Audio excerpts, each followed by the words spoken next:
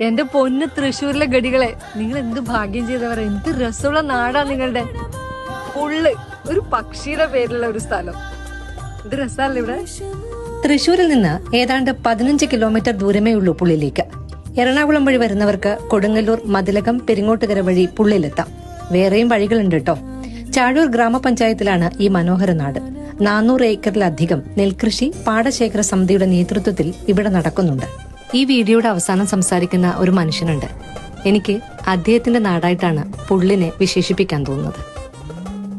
ഇതാണ് പുള്ള്, തൃശ്ശൂർ ജില്ലയിലെ മനോഹരമായിട്ടൊരു ഗ്രാമം. സൂര്യോദയവും സൂര്യാസ്തമയവും കാണാൻ വേണ്ടിട്ട് മികച്ച ഒരു സ്ഥലം.